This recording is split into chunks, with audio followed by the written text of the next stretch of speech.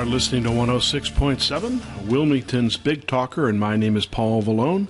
I'd like to welcome you to Guns, Politics, and Freedom, where each Sunday at 5 p.m., as part of the Sunday Night Political Power Block, we give you the ammunition to better defend your gun rights.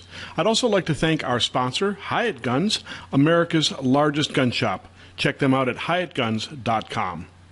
In case you aren't familiar with me, I direct Grassroots North Carolina, or GRNC, since 1994, our state's most effective gun rights organization.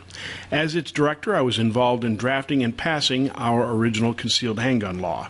Since then, GRNC has gone on to engineer passage of concealed handgun reciprocity, our purchase permit bypass, Castle Doctrine and Stand Your Ground, the expansion of concealed carry into state and municipal parks, restaurants, public assemblies, educational properties, and much more.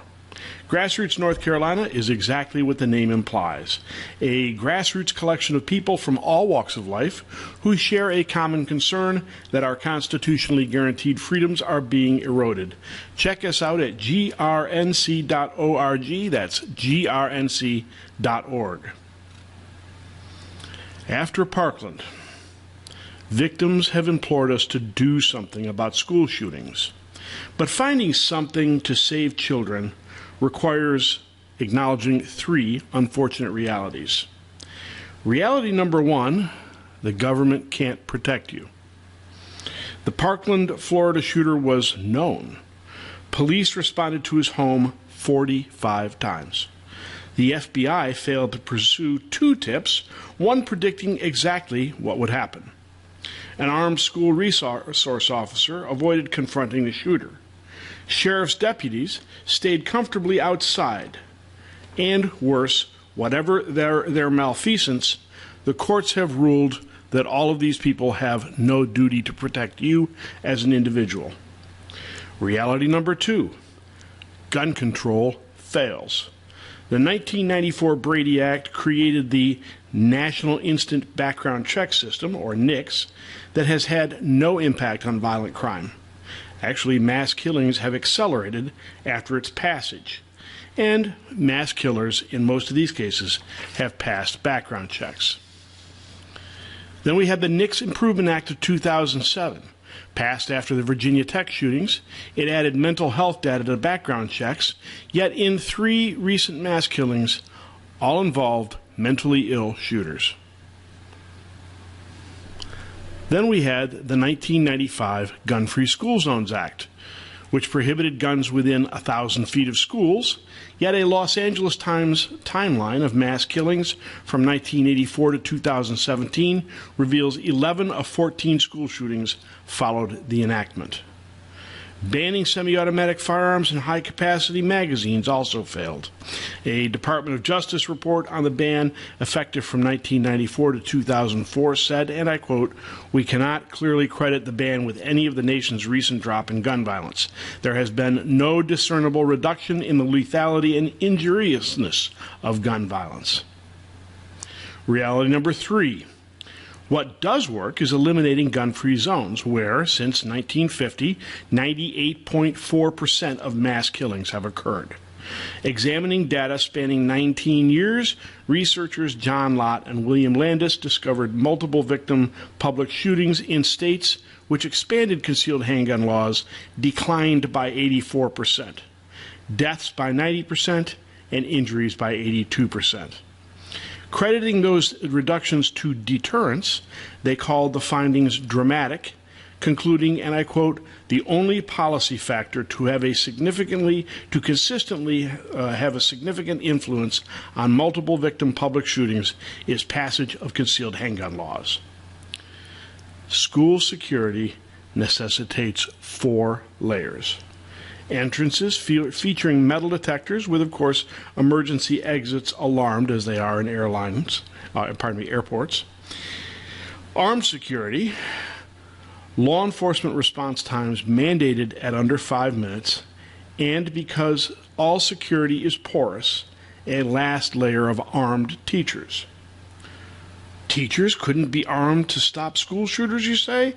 Well, consider an existing model, the Federal Flight Deck Officer Program, wherein volunteer airline pilots receive additional background checks and modest training, then carry firearms to stop terrorists. Teachers who say, "I'd never carry a gun," won't have to. Others will volunteer. Those decrying schoolroom Wild West shootouts should acknowledge the alternative, namely all bullets flying in one direction, from the guns of sociopaths into the bodies of victims. The world's most besieged democracy, Israel, recognizes no right to keep and bear arms.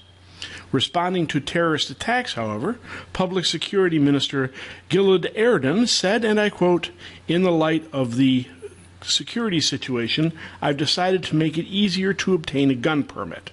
Citizens trained in the use of firearms are a force multiplier in the struggle against terror." Jerusalem Mayor Nir Markat urged citizens to carry weapons. Yes, arming Israelis' teachers also raised concerns there, said Oren Shemtov of Israel's Academy of Security and Investigation, quote, "At one point, the Interior Ministry mandated that a certain percentage of teachers be armed because over time, fewer teachers carried weapons for a number of reasons, including philosophical objections, and due to increased terror attacks, private guards were mandated at all schools." Now, armed guards might be typical in Israel today, but not always. Dr. David Schiller, a veteran of multiple military actions, was an instructor for the Israeli Defense Force. After the Munich Olympics massacre, he advised Berlin's SWAT team, earned a PhD in Middle Eastern terrorism, and served as counterterrorism expert for the Rand Corporation. He says, quote, "I lived in kibbutz in northern Israel. During Passover week in '74, we in Galilee experienced PLO attacks targeting specifically schools." Schiller described how parents and teachers armed themselves. Quote, "When the message got around to the PLO groups and a couple of infiltration attempts failed, the attacks against schools ceased. Evildoers don't like risks. Predictions of accidents, stolen guns, and other mayhem are unfounded. Teachers are already armed in parts of Texas, Ohio, and Utah without significant incidents. Ever since the 1968 Gun Control Act, each gun control failure produces still more gun control, resulting in thousands dead. After 5 decades of failed gun control, let's do something that works. Later in the show, we will discuss Dick's Sporting Goods and their anti-gun actions against their own consumer base, including having as our guest a very courageous young man, Griffin McCullough, who resigned from Dick's over the corporation's attack on its own customer base. But first, allow me to update you on gun rights news in North Carolina. You may have heard that in the wake of the Parkland, Florida shootings, Speaker of the North Carolina House, Tim Moore, Republican of Gaston, has put together a committee of 41 North Carolina House members, which they have dubbed the School Safety Committee. The good news is that Speaker Moore has a reasonably good record on conservative solutions to problems. That might mean the committee won't push gun control, but given that Republicans in Florida just bowed to the demands of gun control advocates, that is by no means a certainty. Bear in mind that in Florida, Republicans just sponsored a so-called bipartisan gun control proposal sent to the governor, which, by the way, was today signed, which includes age increases, waiting periods, so-called bump stock bans, and a variety of other anti-gun measures. So being a Republican is not an assurance that our committee won't push gun control. The bad news is that word on the street is that Moore is doing his best to avoid any proposal which would include arming school faculty to provide the last layer of security for our children. As I just read from my op-ed from the Raleigh News and Observer, which appeared a couple of days ago, and for which you can find a link by going to Guns, Politics, and Freedom on Facebook, To protect children and to deny gun control advocates more ammunition to restrict our freedom, this is what must be done. Now we have to sell it to Speaker Tim Moore, who doesn't necessarily want to hear it, in order to make it law in North Carolina. So grab a pen, because when we get back, I'm going to give you 4 phone numbers to call to make that happen. You are listening to Guns, Politics, and Freedom on Wilmington's Big Talker, 106.7 WilmingtonBigTalker.com. Right now, we'll take a short break, after which we will resume with a discussion of what you can and should do to defend your rights.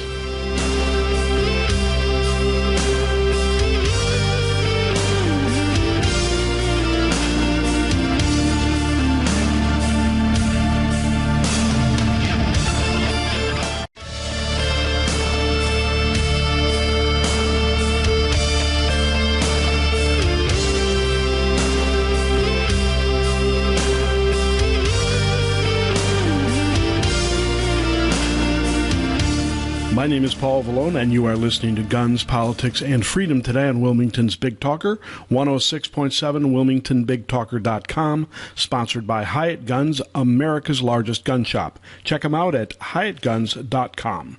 Before the break, we discussed Speaker Tim Moore's School Safety Committee and how the Speaker is reportedly avoiding the topic of arming teachers.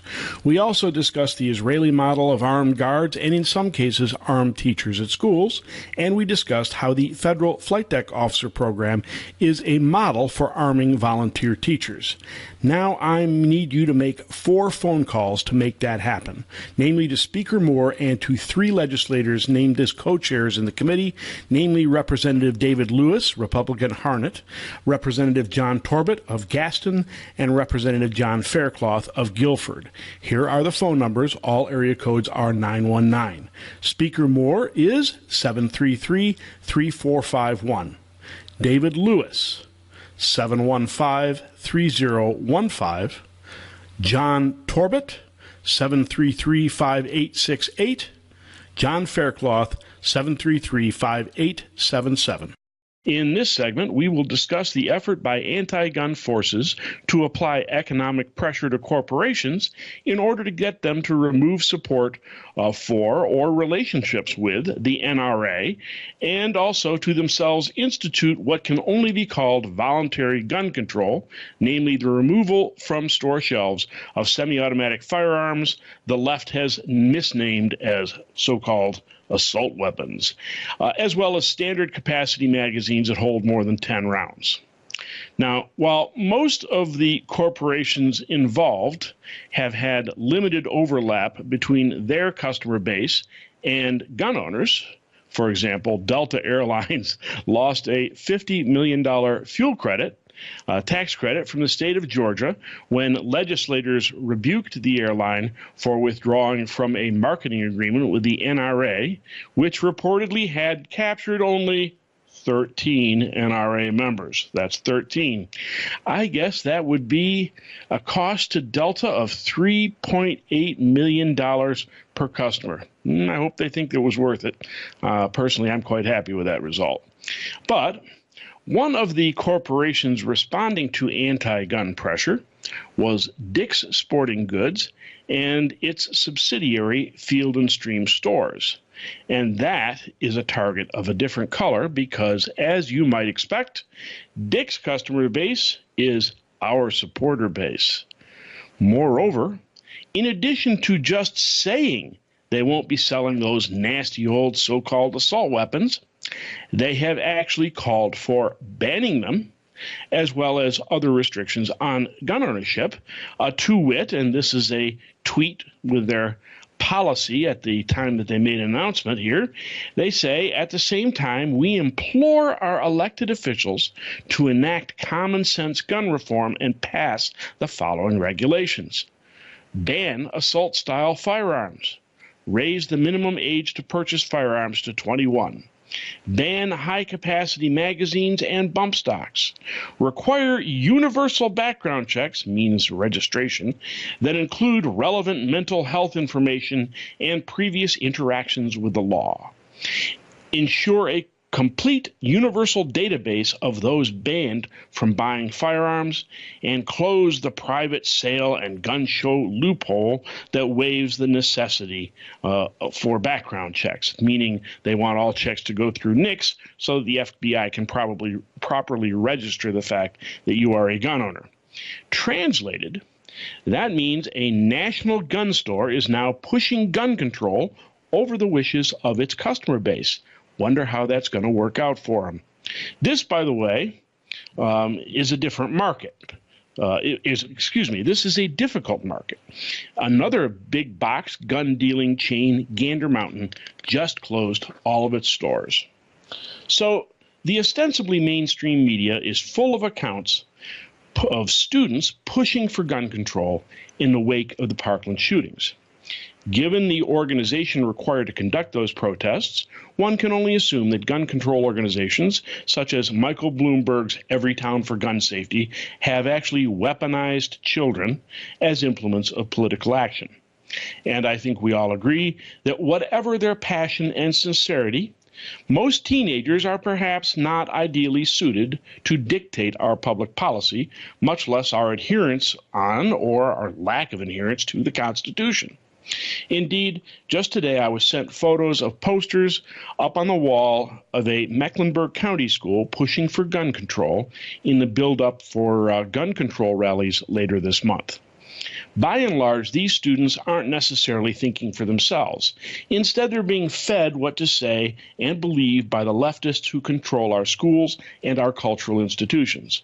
And after all, how hard can it be to get students to skip school for a day?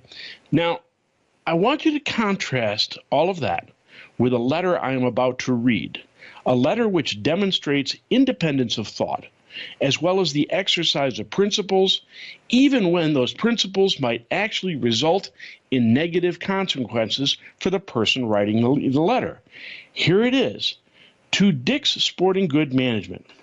I am putting in my 2 weeks' notice. I greatly apologize, as my job here has been great. The staff is phenomenal and very easy to work with. The management is full of great people, and the pay is good. I do not have one bad thing to say about this store.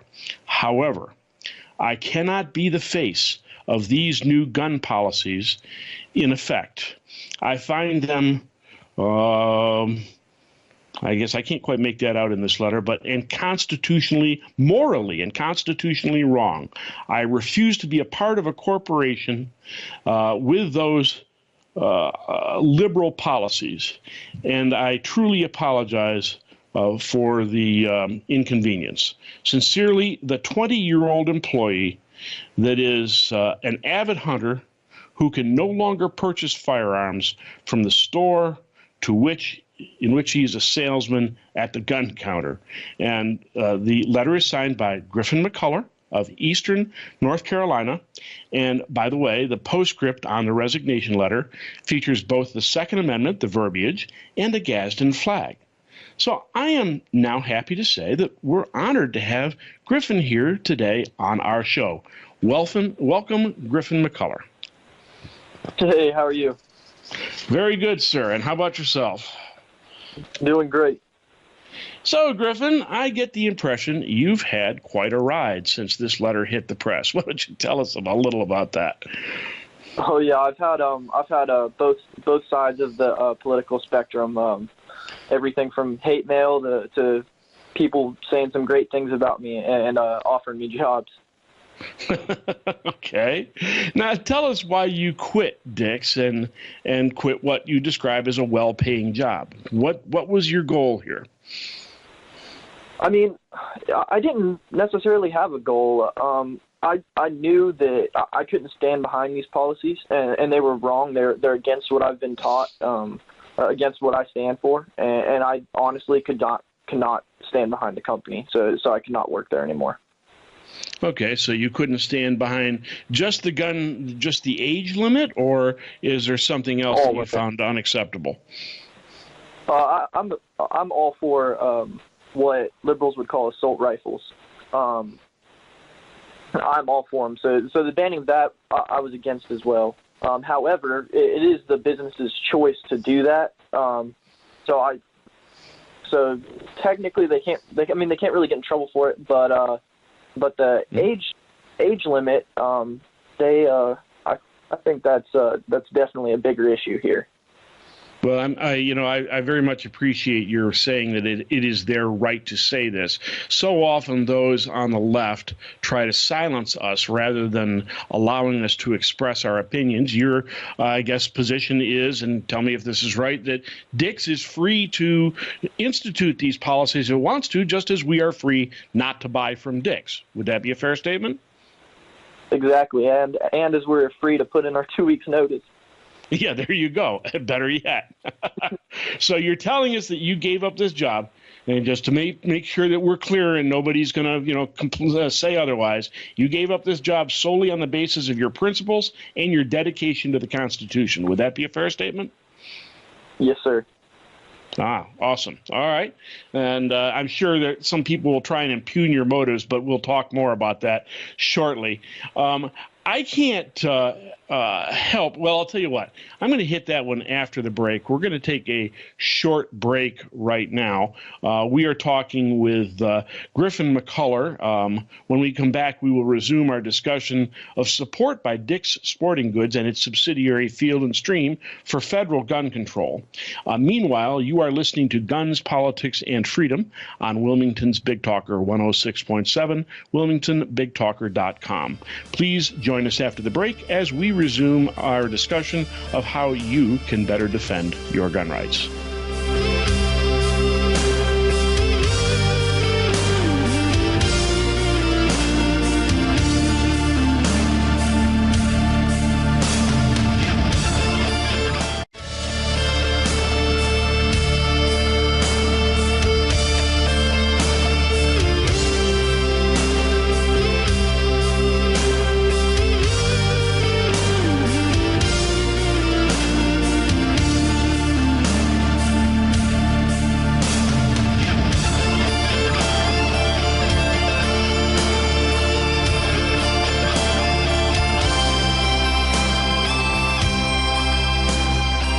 Listening to Guns, Politics, and Freedom on Wilmington's Big Talker 106.7, WilmingtonBigTalker.com. My name is Paul Vallone, and our sponsor is Hyatt Gun Shop, America's largest gun shop. Check them out at HyattGuns.com. We are speaking today with Griffin McCullough, the 20-year-old who recently quit his job at Dick's Sporting Goods because he could not, in principle, represent a company, which is at odds with our Constitution and his principles. Welcome back, Griffin. Hey, how are you? All righty. So I can't help but contrast the groupthink of students calling for gun control across the country, students not too far off your age, with what you have done. I mean, in quitting Dick's because you didn't agree with their principles. What do you have to say to the students who are demonstrating against our constitutionally guaranteed freedoms? I mean, by every means, they have every right to protest. I mean, they're exercising their First Amendment right, just as I'm exercising my second. But they are wrong.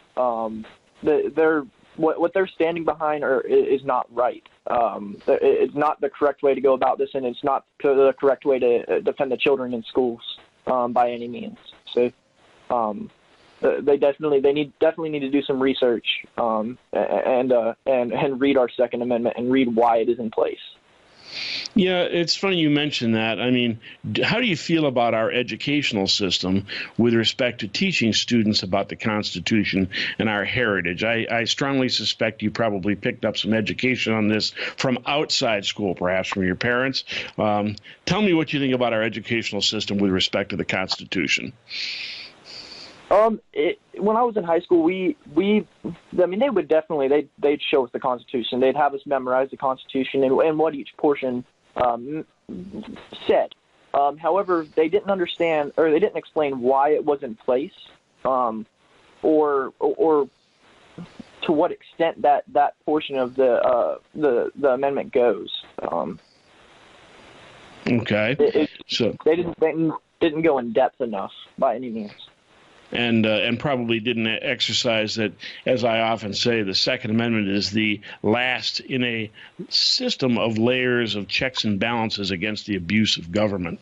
And unfortunately, all too often in this debate in this country, we hear about, well, you don't need an AR-15 to go deer hunting. Well, that's good, because the Second Amendment has nothing to do with deer hunting. Do you think the framers and our founding fathers fought, died, shed blood, had their properties destroyed so they go hunting? I think not. So, all right. You've mentioned a little bit about the feedback you've been getting around the country. I know some of the feedback has been very good, and apparently you were saying in one of our earlier conversations that you'd been the beneficiary of a number of job offers since you weren't working at Dick's anymore. But some of that feedback has been highly negative, has it not? Why don't you tell us a little bit about that? Yeah, some of it's been extremely negative. I've had people say all kinds of outlandish things about me, make up all kinds of things about me. There's actually a fraudulent GoFundMe page going around that was made just to make me look bad. Oh no! Yeah, there's all kinds of stuff going on up there right now. So it's just I don't read half of it. I tend to just skip over most of it, but there is a lot of hate mail going around. On one hand, I agree with you. Having been, as I say, my goal is to be reviled in all the right places. You learn to let a lot of that just skip off, and run off your back. But by the same token, you have to pay enough attention that, unfortunately, some of the stuff can actually be potentially threatening, and you need to keep track of that.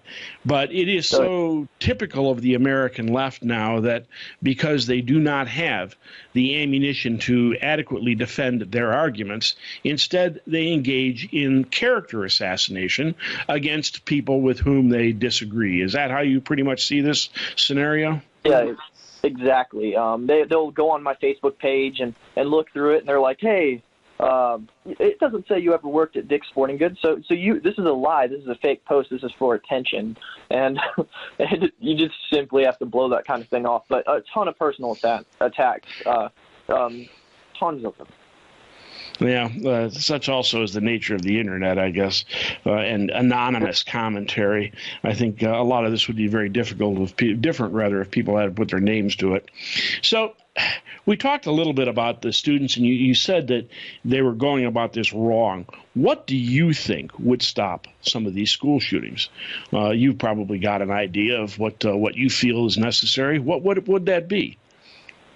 Honestly, the number one thing I foresee is having more armed individuals at the school, armed and well-trained individuals at the school. Whether that's upping school security guards, putting more resource officers in that school, or simply taking a few teachers and principals and arming them.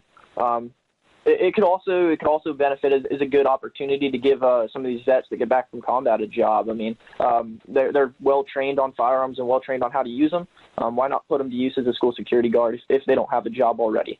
On top of that, we could work on doing some more controlled entry into the school as far as fences getting into the school. On the outside, you have to page in, or whether that's just controlled entrances into the school as far as doors go. A lot of these schools, you can enter them at 20 different points. If they control that down to one point, put metal detectors there and standing guards, that would definitely help out a lot as well. That's an excellent perspective, and I'll do some shameless self-promotion here. You would like my column today, which is in my op-ed in the Raleigh News and Observer, that calls for arming teachers and a 4-layer security system, pretty much, matter of fact, almost exactly along the lines of what you have just said. And I think that is the way to stop the school shootings, and unfortunately the left refuses to admit it so far. And I noticed they're publishing polls today, Elon College polls about teachers supposedly at odds and opposing arming other teachers. I think that's a great mistake on their part. So, Griffin, the next part, what I want to say here is not so much a question, but rather it's a thank you. on behalf of the gun rights movement. Specifically, this is a thank you for your willingness to act out of principle, even when it is not necessarily to your advantage to do so, and for your understanding of the principles which underlie American freedom, especially including the Constitution and Bill of Rights, and most of all, for your leadership in defending our Constitution. On behalf of our organization, I am honored to present you with the Grassroots North Carolina Honorary Life Membership. We thank you for everything you are doing. I want to thank you guys. That's awesome of you. It's absolutely awesome of you guys. Well, believe me, it is the least we can do. Now, obviously, it's a little hard for me to present that over the telephone, but one of our volunteers, if they haven't contacted you already, will do so and drive to your location and give you the plaque, which clearly demonstrates your patriotism and your courage. We thank you very much for joining us today. We thank you for everything you are doing. And I'm standing behind everything behind this show right here. Thank you, guys. All right. Thank you, sir. Folks, that has been Griffin McCullough, 20-year-old defender of the Constitution who has set a model for all of us. Meanwhile, we would like you to send a note to Dick's CEO and let him know that you won't be buying them from them for as long as they undermine your rights. At GRNC, we call this the Not a Dime for Dick's campaign. You can email Dick's Sporting Goods CEO, Edward Stack, at edward.stack@dcsg.com. That's edward.stack at D like Delta, C like Charlie, S like Sierra, G like Golf.com. Edward.stack@dcsg.com. Meanwhile, you are listening to Guns, Politics, and Freedom on Wilmington's Big Talker. We're going to take a short break, after which we will resume with our discussion of Dick's and its corporate attack on individual rights. And we will have as our guest David Codrea, who blogs at The War on Guns, Notes from the Resistance, and writes a monthly column for Guns Magazine.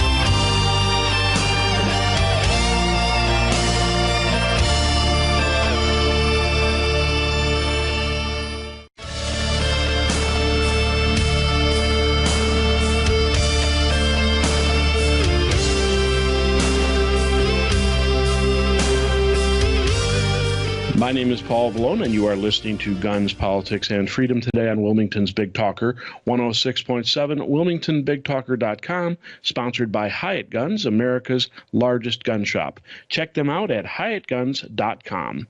As we resume our discussion of corporate attacks on your rights, and especially those being orchestrated by Dick's Sporting Goods and its subsidiary Field & Stream, we have as our guest gun writer David Codrea, who blogs at The War on Guns, Notes from the Resistance, and writes a monthly column for Guns Magazine. Welcome back, David.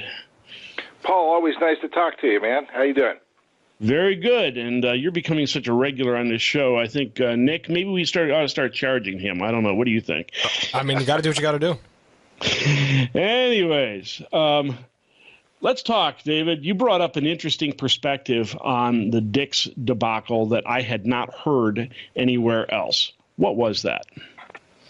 Well, yeah, I see all kinds of people that are complaining about Dick's, properly complaining, I should say, saying that they're no longer going to sell certain types of rifles and that 21 is going to be the age for their store. But they're all glossing over the fact that within that same announcement, Dick's came out with a call for very draconian citizen disarmament laws, right in line with Bloomberg's Everytown and you name the gun grabber, and they come up with a gun grabber wish list.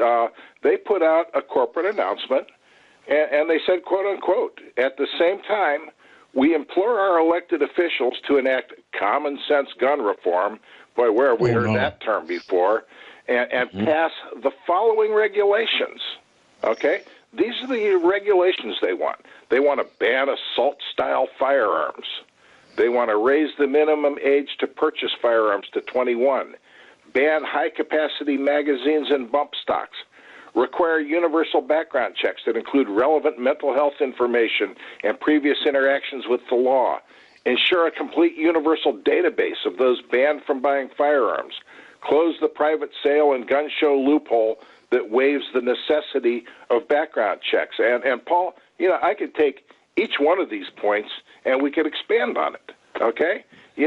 Ban assault-style firearms. What, in fact, is the type of firearm that even the Miller case recognized was necessary for common defense and then protected by the Second Amendment, okay? Raising the minimum age, raising the minimum age. Audie Murphy, when he conducted his legendary heroics in World War II, would not have been able to buy a rifle, according to these morons. Interesting case. Interesting example. Thank you. I'm going to steal that, by the way. Well, I actually stole it from Vince De Niro, who writes for Firearms News. He's the editor over there, and he came out with a piece, and I bounced off of that and came out with a piece of my own, giving him full credit for bringing that to our attention. So I think that's important. I'm a big one on when I get an idea, I always love to tip my hat and point people to where the originator of that came from. The other interesting thing, what they're calling for, these so-called universal background checks, of course, that'll sound good to a lot of our people, but what universal background check really means, and closing the gun show loophole, is that all transactions right now, all transfers, will be conducted through the computerized National Instant Background Check System and will effectively be registered with the FBI.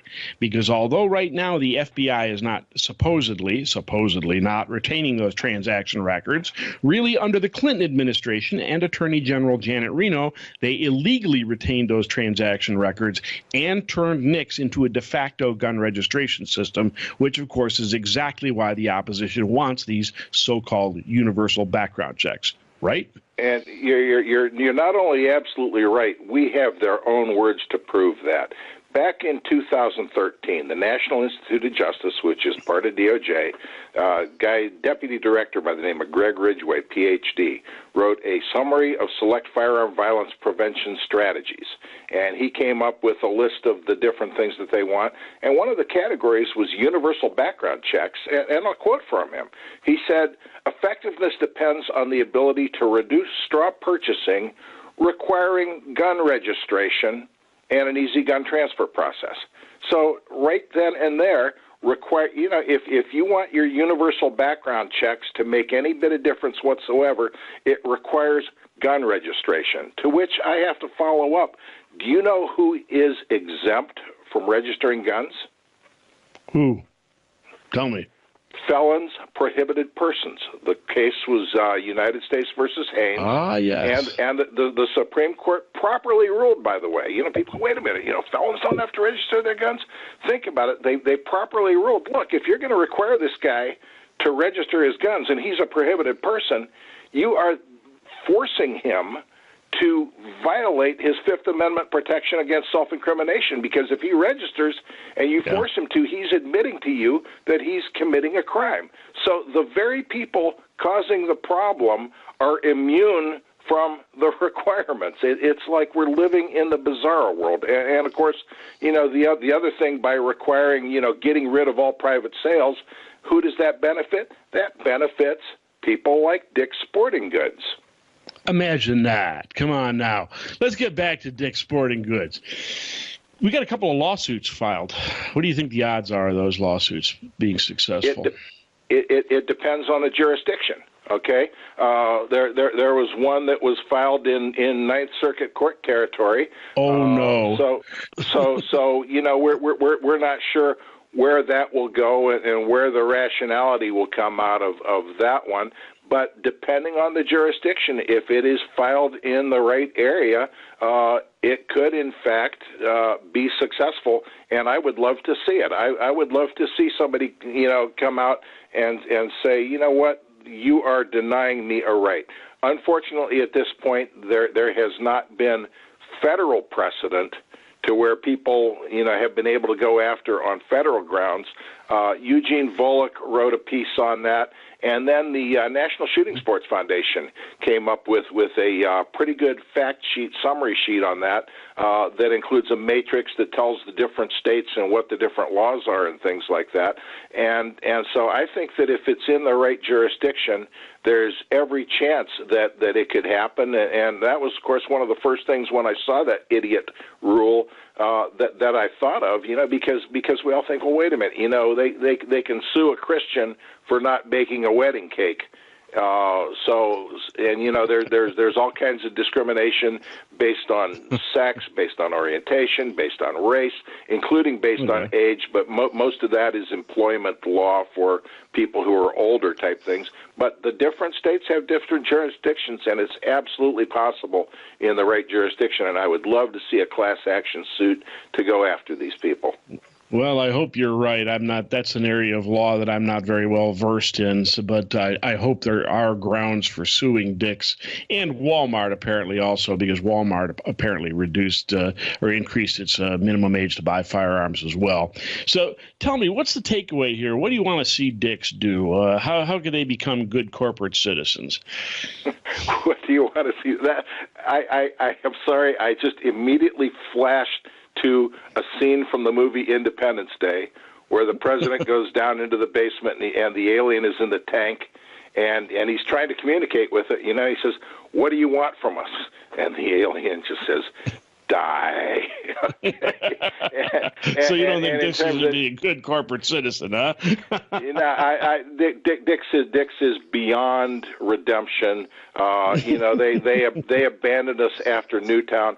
I have zero sympathy for gun quizzlings. I have zero sympathy, for people who make a living off the right to keep and bear arms, off of people who believe in the right to keep and bear arms, and then they throw us under the bus. We're going to run out of time here pretty quick, but you had a perspective you wanted to give me about other entities that make money from guns. Tell us about that real quick. We only got about 20 seconds. Yeah, I got into a fight with some trainers because I opposed a trainer who was for Hillary Clinton. And to me, if you're working against the right to keep and bear arms, you are giving aid and comfort to the enemy, and I think that we ought to boycott you. There you go. And that could be said for other corporations and entities as well. Well, thank you very much, David. How can we find your stuff? Tell people how to find you. Best waronguns.com, just waronguns.com, and that'll be my blog, and from there it'll springboard you off to Ammo Land, to Oath Keepers. I'm writing for Firearms News right now, and to Guns Magazine. I have a new article in my Rights Watch column, just came out. Awesome. Thank you very much, David. This is Paul Vallone. You have been listening to Guns, Politics, and Freedom on Wilmington's Big Talker, where each Sunday at 5 p.m. as part of the Sunday Night Political Power Block, we give you the ammunition to better defend your gun rights. Please check out our sponsor, Hyatt Guns, America's largest gun shop at HyattGuns.com. I also encourage you to check out my website at GunsPoliticsAndFreedom.com, GunsPoliticsAndFreedom.com, and my YouTube channel where you can find older episodes of the show, and also my News and Observer column in today's Raleigh paper. Thanks very much. See you next Sunday at 5.